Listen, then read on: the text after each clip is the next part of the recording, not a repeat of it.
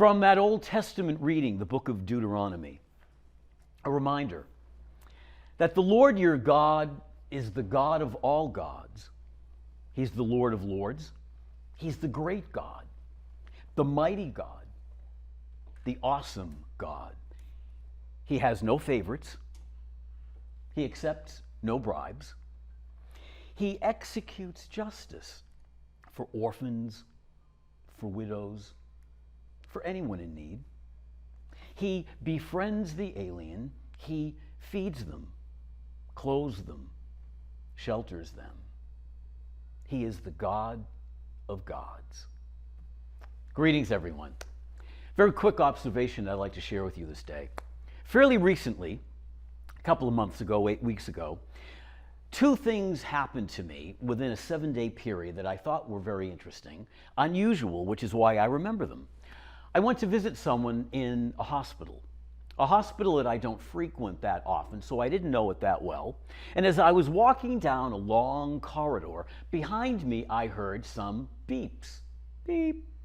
Well, beeps aren't that unusual in hospitals, and so I kept walking. Well, as I walked, the beep got closer and closer until finally I turned around, and I'm glad that I did, because walking right behind me was a robot. There was a robot patrolling the hallways of the hospital. I had never seen that before. I was a bit surprised. I smiled, get out of the way, and I let the robot go by. A week later, on a Saturday night, I was doing some grocery shopping. And as I was pushing the cart through the store, once again, beep, I remember saying to myself, no, not here too. Turned around, a robot. This robot actually ended up on the news about a week later. I forget whether it was the newspaper or on TV, but it's a robot that works for a grocery store chain. And what he does is he patrols the floors, making sure there are no spillages. You know the classic line, clean up on aisle 5? That's what he does. That's his job. He patrols the store looking for cleanups. As I drove away that night, the second time it happened in 1 week, I had this image of God always watching over us. Watching over us. Not waiting for us to make a mistake, but watching over us so that He can always be there to give us what we need when we need it. Today in this first reading, you and I are reminded of some of the things that we need. We need His presence and His grace so that we can be like Him. It's interesting to note that people have always desired to be like their God. If you look at the cultures of Rome and Greece, there was a god of war, a god of beauty, a god of fertility, and they wanted to be like those gods. And so whatever you needed, you worship that particular god. Deuteronomy, so wise, reminds the world that our God is the God of all gods, and that it is the task of our life to accept His grace so that we can be like Him.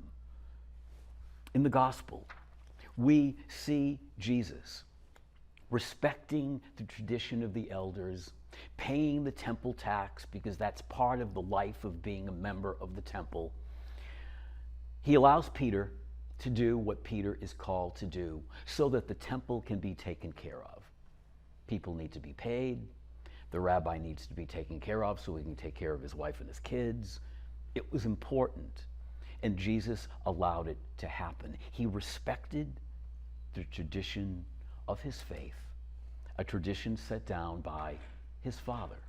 Jesus wanted His disciples to be like Him so that in the end they could end up being like His Father. My friends, today, through the miracle of God's living Word, His living Word, this book is alive for us today. This book for us represents God's invitation to us through Jesus, through Word and Sacrament, so that we can be like Him, who is, as my mother used to say, the spitting image of his Father. Jesus is the spitting image of his Father. In Jesus, we see what God calls us to.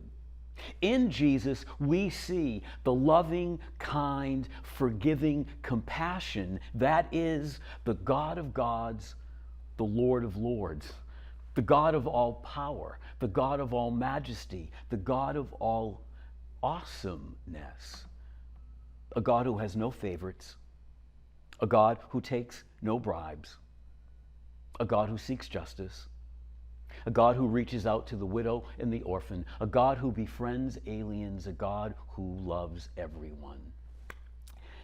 During the responsorial psalm, Ed Fee led us in a song, and the responsorial psalm, the line that we sang over and over was, "Praise God, O Jerusalem." How do we praise God?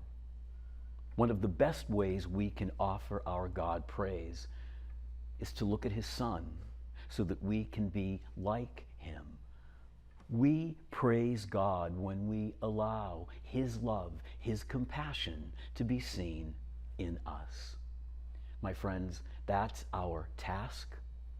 That's our privilege. That's who we very simply are called to be.